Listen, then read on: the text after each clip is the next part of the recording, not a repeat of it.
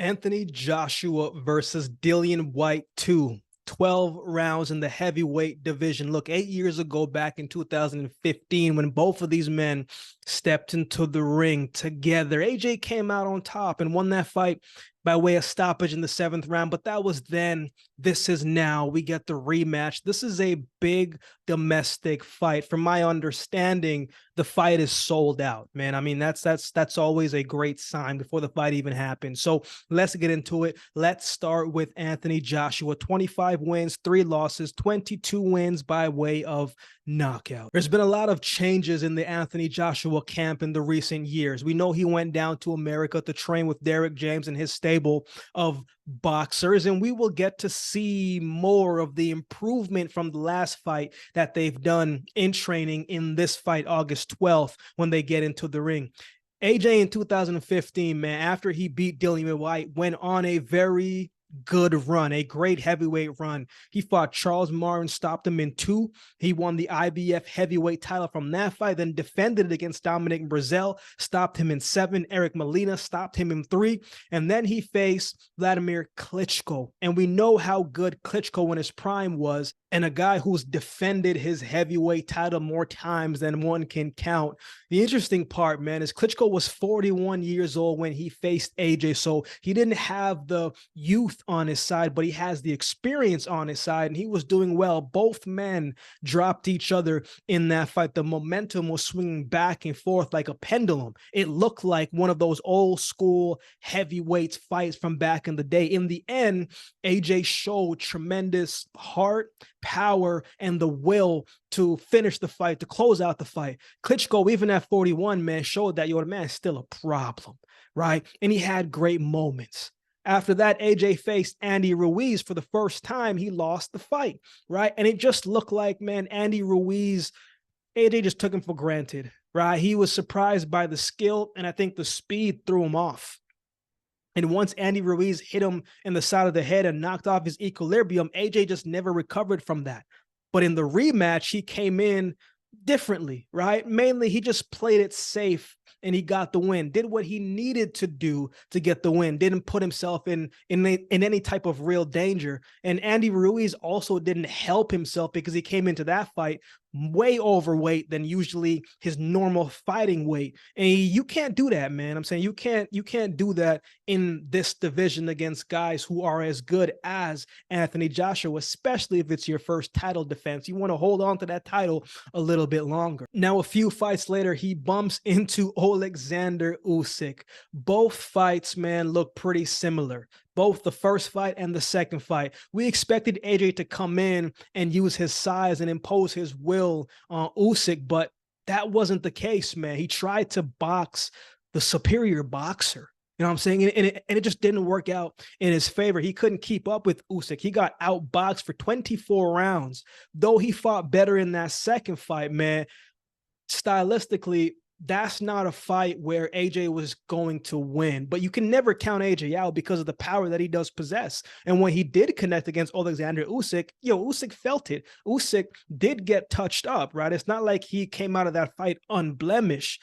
But Usyk's movement and the way how he slips punches and counters, man, it was just too much for AJ. It was too much of a lot of things going on, and he wasn't able to win the second fight, but he did put forth a better showing. Now, in his last fight, he fought Jermaine Franklin. This was the first fight with new trainer Derrick James, and I thought AJ fought well.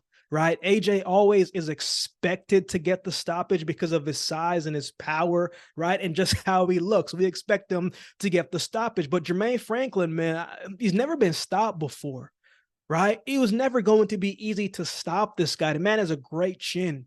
AJ was a little hesitant in that fight. Yes, a little cautious. Yes, playing it a little safe. Yes, but I thought he landed good body shots. I thought he used his jab well. I thought he was patient. And I thought he was using his feet to create new ways and give different angles of finding his shots. He wasn't as stiff as he usually was. And you can tell that he was working on things in the ring like he was working on it in the gym and just implementing it. So I did see some improvement in AJ's style in the way how he was operating inside of the ring. I also thought his chin looked good. because he got clipped with some shots. One of the things I like when AJ does, man, is when he lands those uppercuts, right? He's dropped a lot of opponents by using that uppercut. But all in all, man, I thought it was a good performance with Derrick James for the first fight out. Derrick is a good fundamental coach, and you could see AJ went back and sort of recrafted and reshaped the fundamentals and was trying to put a little bit of what he knew and experience into it. So it's going to be interesting to see what that time and training has been in the recent months and to see what he can do in the ring August 12th. But let's talk about his opponent, Dillian Whyte. 24 wins, 3 losses, 19 wins by way of knockout. Got to be honest, I'm a big Dillian Whyte supporter. I speak for a living, right? I'm a motivational speaker. That's what I do for a living. The main thing I talk about is mindset and perseverance and resilience, right? I was born in Jamaica, and so was Dillian Whyte. And if you listen to some of the stuff that he's talking about in interviews, man, in his life and what it was like in Jamaica and then moving to the UK, it's inspiring listening to his journey and a lot of the stuff that he was saying, man. Like, I get it. It's relatable. Dillian Whyte might not get the same love and attention that AJ has gotten or will get, but man, he's had a good career and got some good wins on his resume to date. I mean, wins over Derek Chisora twice, Robert Helenius, Joseph Parker, Alexander Povetkin, and most recently, Jermaine Franklin. Solid names on his resume. This isn't a title fight. This is more for bragging rights in this rematch between the two, more of redemption opportunity for Dillian Whyte. Dillian Whyte has good, solid power. He's a strong, compact fighter, built strong, built sturdy, right? Let's go back to a few of his recent fights, man. When he fought Povetkin for the first time, a fight that was not the best showing of Dillian Whyte. I mean, it started good, but there were some things that he wasn't covering up, right? I thought he gave Povetkin too much respect. I thought he let Povetkin outwork him, even though Dillian Whyte was landing the more cleaner, eye-catching shots and ended up scoring some knockdowns in that fight, right? He just wasn't as clean and as sharp as he needed to be. And we know Povetkin back in his time, I mean, was a very good fighter, man. I mean, the man knows how to fight, knows how to box. He's very skilled, a little bit older, yes, but you cannot count out people. You cannot count out anything in the heavyweight division. Dillian Whyte, when he was using his jab, was having success. When he was going to the body, he was having success. When he was dictating the pressure, it was working in his favor. But at the same time, man, there were some rounds when he let off a shot, his chin was wide open in the air, right? He wasn't covering up as quickly as he needed to do. I felt like every round he kind of left the door open. In that 5th round, Povetkin found an opening, walked in that door and closed the door. And he caught him with a beautifully timed punch that closed out the show. And Povetkin, who got dropped in the previous round twice, right, made him pay for it. And everything changed. And Dillian Whyte lost that fight. Now, in the rematch, Dillian Whyte picked up where he left off. But this time, man, he was a little bit more careful. Dillian Whyte is a better counter puncher than he gets credit for, right? He caught Povetkin with some nice counter punches in both fights and eventually was able to close out the show in the 4th round and got his redemption back. Then he goes to fight Tyson Fury, and I was happy that he got the opportunity to fight for the belt. But when the fight started, man, it didn't look good.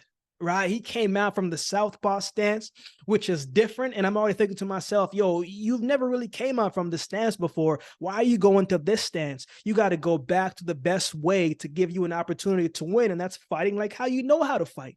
Right? He couldn't close the gap against Fury. Tyson Fury was too elusive, outboxed him from a distance until he landed the shot that closed out the show with that beautifully timed uppercut. But Dillian Whyte also, man, he looked a little tired after the 2nd round to me.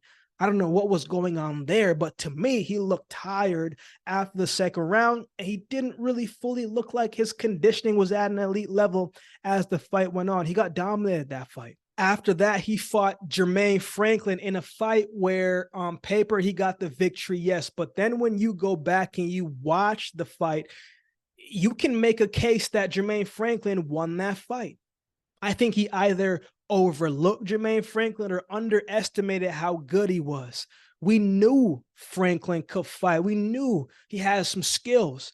but we didn't know what he would look like against the top 5 top contenders in the division. And he fought a great fight. Whereas Dillian Whyte just looked hesitant, right? A little too patient, didn't really let his hands go consistently throughout the fight. He's the body snatcher. We didn't really see him snatch up the body like that. Kind of looked like he was just going through the motions that fight, man. So it wasn't really the best performance from Dillian Whyte that we've seen before, but I think this is going to be a better showcasing of Dillian Whyte, and it has to be if he wants to beat Anthony Joshua. If he is going to fight Anthony Joshua like how we fought Franklin, it's going to be lights out for him, right? So he cannot come in and just go through the motions against a guy like Anthony Joshua. Both men fought Franklin, but AJ put forth a better performance. So this should be interesting to see how it unfolds. So who wins? I think these two men are going to bring the best out of each other, right? Both men are great competitors,